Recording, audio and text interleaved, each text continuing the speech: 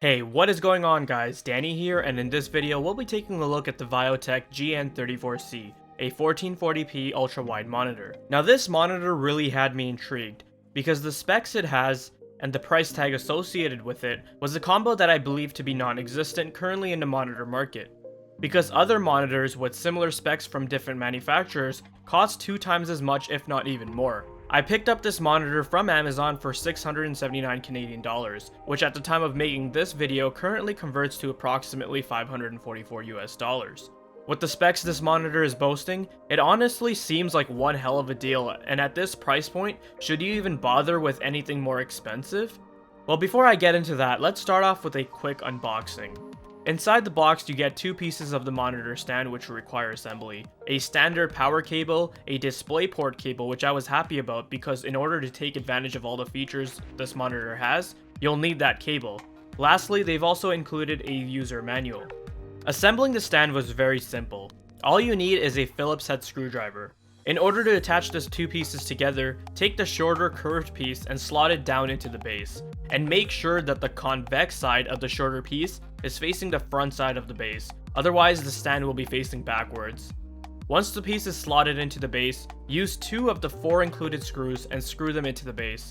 After that, attach the stand to the back of the monitor. The 2 legs which are protruding out from the stand should be going towards the front side of the screen. Use the last 2 screws and screw in the stand once you've attached it to the back of the monitor. Once installed, place the cover plate back over it to hide the screws, and you're done. Now since we're on the topic of the stand, I will say that it's a very sturdy stand. It feels quite durable, robust, and has a very satisfying finish to it. It also does a good job of holding the monitor in place. While using my PC at my desk, I didn't notice any sort of wobbling or shaking, and I'm someone who types pretty hard on my keyboard, so I thought that was great. In terms of aesthetics, it looks quite nice. It's a simple chrome design that can fit in nicely with any setup.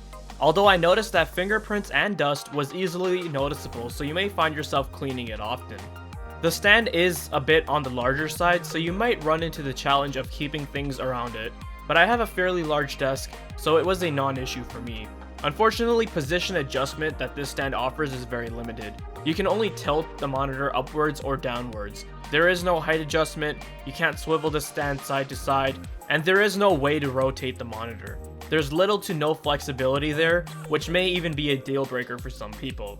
Therefore, this could lead to limited placement of the monitor. You'll have to make adjustments elsewhere, whether it's through getting a taller chair or getting a monitor stand. This monitor also is VESA mount compatible, so unfortunately you're going to either have to 3D print your own adapter or you're stuck using the included base. There aren't any cable management loops or holes in the base either. It would have been nice to see something included in the back, so you'll have to resort to other options like zip ties and Velcro straps. Let's move on to the actual monitor itself, and to begin with, here are some specifications of the display panel. This is a 34-inch panel with a 21:9 aspect ratio and a resolution of 3440 by 1440. So this thing is pumping out a lot of pixels, and to drive it in more graphics heavy scenarios such as gaming, a beefy graphics card is essential, but we'll talk more about that later. This monitor has a refresh rate of 100Hz, which is great for gaming, especially first-person shooters. Unfortunately, I couldn't overclock it any higher than that, but 100Hz is noticeably smoother than 60 or 75Hz. It also has a advertised 4 millisecond response time, but through my testing, I'd actually say it's probably a bit higher, regardless of the high refresh rate, which cannot compensate for those pixels. In terms of display colors, this monitor is hosting an 8-bit 16.7 million color wide gamut VA panel. Now, for those of you who are not familiar with VA, it's basically in between TN and IPS. And this panel also has a 3000:1 contrast ratio. Now with that said, I wasn't particularly blown away by this monitor in terms of visuals and more specifically the colors. When compared to my BenQ XL2730Z, which has a TN panel, this monitor out of the box looked worse. I had to spend about an hour or so calibrating it using videos, gaming, and some still photos. I'll get this out of the way now by saying if you're looking to do some serious photo and video editing, and your work requires you to be really accurate with the color, you are better off finding something else with a more color accurate IPS or OLED panel. In terms of brightness, this panel is rated at only 250 nits, which I found to be quite low with my preferences, and I had the monitor's brightness option nearly maxed out in almost all scenarios. Once calibrated though, the monitor screen was much better to look at, but again, nothing really that blew me away. Some other things I want to comment on were the viewing angles. With the 1800R curve that this monitor is sporting, I did notice some slight contrast shifting on the sides. Uniformity wasn't too bad as well, with some slightly darker shaded colors on the left and right edges of the screen, probably due to the lower brightness of the panel. This was only noticeable when having multiple windows open with white backgrounds, such as Excel sheets, web pages, and Word documents. When gaming, these effects were hardly noticeable. And finally, this monitor also comes with FreeSync. However, the adaptive sync range of FreeSync on this monitor is only limited to 80 to 100 Hz, which I thought was odd, because FreeSync is a lot more useful at lower frame rate ranges like 30 to 60 frames per second. But if you have an AMD card like the new RX Vega 64 for example, you can definitely take advantage of this feature and enhance your gaming experience through FreeSync, which will get rid of tearing and stuttering as long as you're within that refresh range. I'm also happy to report that I found very minimal backlight bleed on this panel, so that was excellent. Moving around to the back of the monitor is where we can see the I/O. Here we have one DVI-D port, one HDMI port, and one display port, a 3.5mm audio pass-through connector, and over off to the right you have your standard 3-pin power plug. That's pretty much all you get for connectivity. There are no USB 3.0 or 3.1 Type-C ports or hubs. Fairly basic, all you get are just the essentials, but at least it's nice to have audio pass-through for speakers or headphones. Now speaking of speakers, the ones on this monitor aren't anything special, and if anything, they're comparable to what you'd find on a laptop. But they'll do the job, and I guess most end users would be investing in other audio solutions anyways, like headphones or external speakers. Looking at the body of the monitor, you can see that there's an overall simple finish to it. This unit I have has the matte black finish to it. There are no glossy parts, which I'm happy about, as they often make dust and fingerprints very visible. There is also a white version available in case you didn't prefer the black version. The bezels aren't too thick, only about half an inch thick, which is great if you're going to have other monitors placed beside this one. What does give this monitor an attractive look though is that 1800R curve. It looks very appealing and unique, definitely makes the screen stand out more. There are no flashy color gaming accents or RGB LEDs in case you're wondering about that. Like I said, it just has a straightforward design going for it, which I don't mind at all. It allows the monitor to fit in with any setup, which is appreciable. Moving on to the black plastic frame body of the panel, I was very disappointed to find out how weak and cheap it felt. The quality of the plastic frame of the panel doesn't feel satisfying to touch, and rather durability seems very questionable. What I mean by that is just slightly touching or holding the monitor, the frame seems to make all kinds of crackling and compression noises. Just take a listen to this.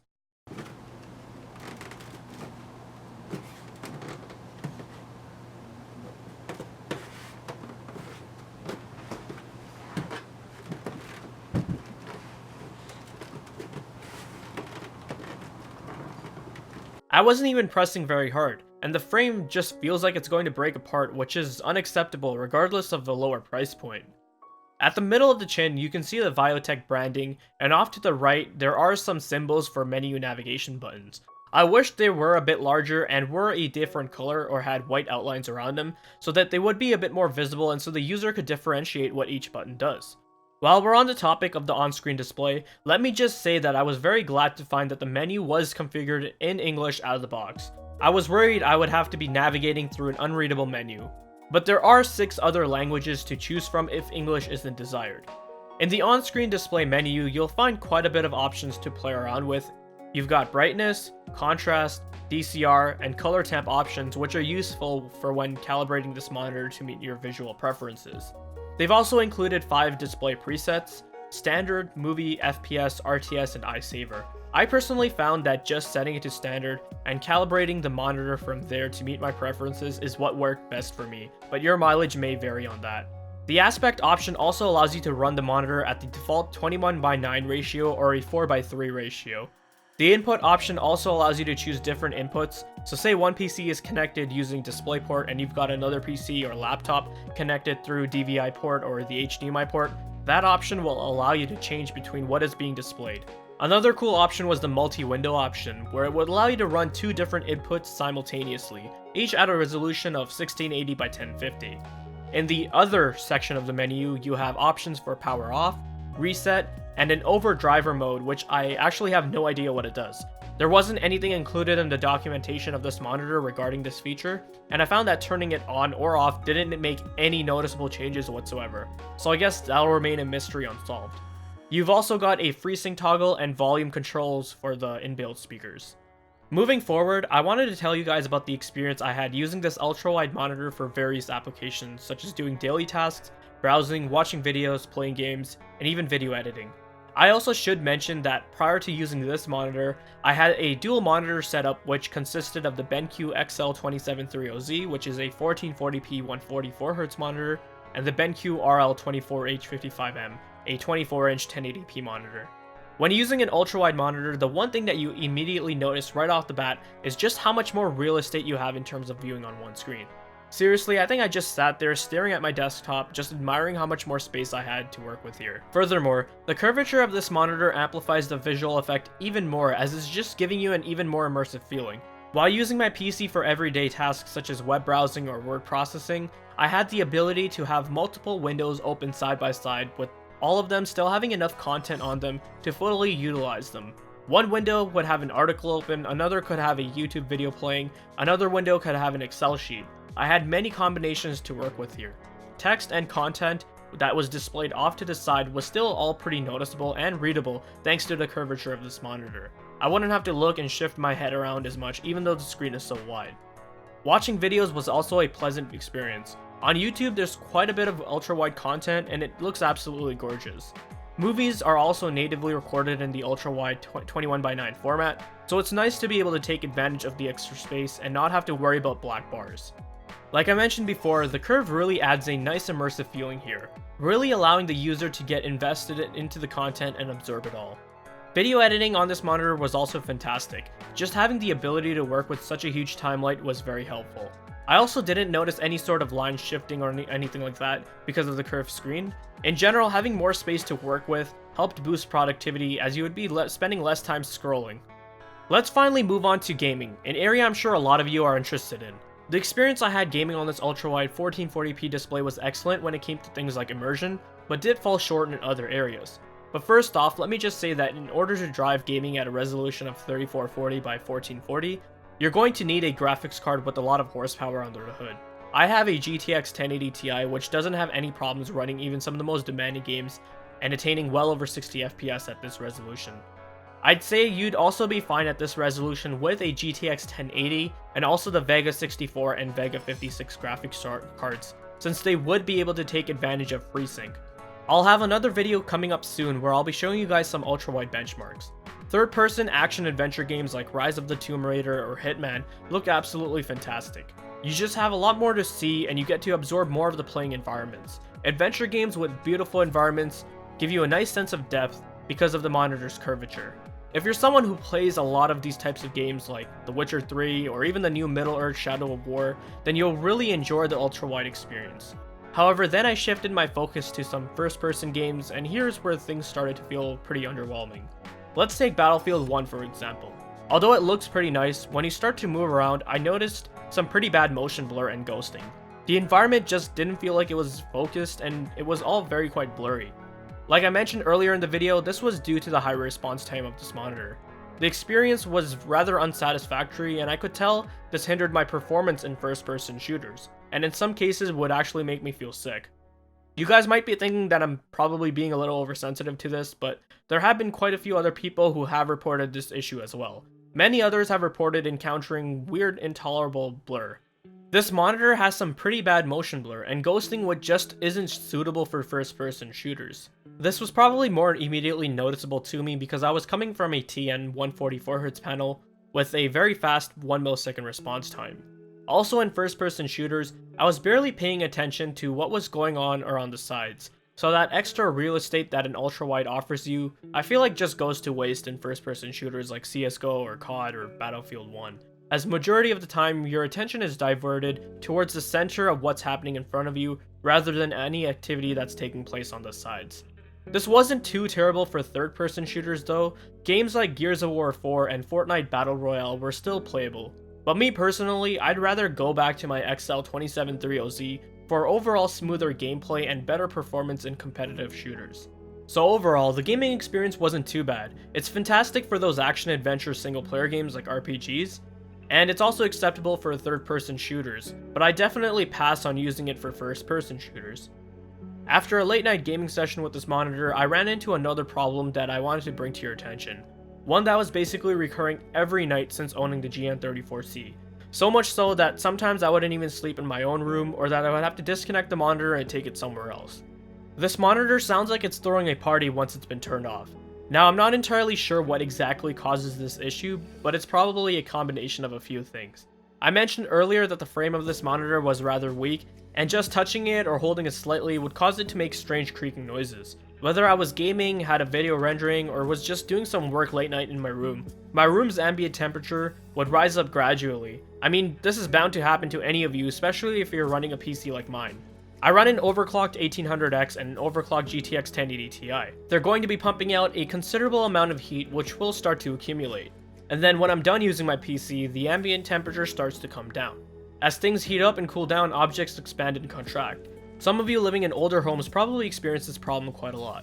So when this would happen, this monitor would start to make really annoying popping and cracking sounds, as if it was starting to fall apart. It's really annoying, and I actually recorded a sound sample for you guys to hear.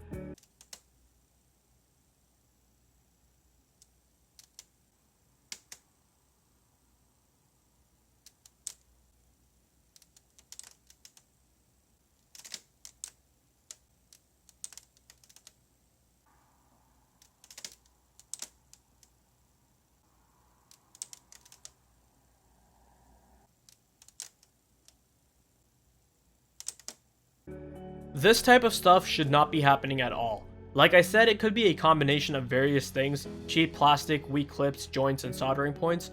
I've actually never had any issues with any of the BenQ monitors I've owned, Samsung, Dell, or HP monitors also. They should really have used better quality materials and step up their quality control in this regard, because this is unacceptable. It prevents me from getting a good night's sleep, but not only that, it will also occur when watching movies or playing games, so that's also quite annoying. So at this point, I've basically told you everything I can about this monitor and shared what my experience has been like in various applications. The Viotek GN34C is a decent monitor for the price. I mean, you're still getting the ultrawide 1440p experience here. It's 100Hz, you get FreeSync. Other monitors with similar specs cost considerably more, so it's not a bad choice if you're willing to put up with some of the drawbacks, because it does have quite a lot going for it at this price. If you guys are interested in this monitor, I'll leave some links down below in the video description. Well guys, that wraps up this review of the Viotek GN34C. If you guys found this video to be enjoyable and informative, then leave a like. Let me know any questions or comments down below, and if you're interested in seeing more content like this, then hit that subscribe button. Thank you guys so much for watching, take care, and I'll see you in the next one.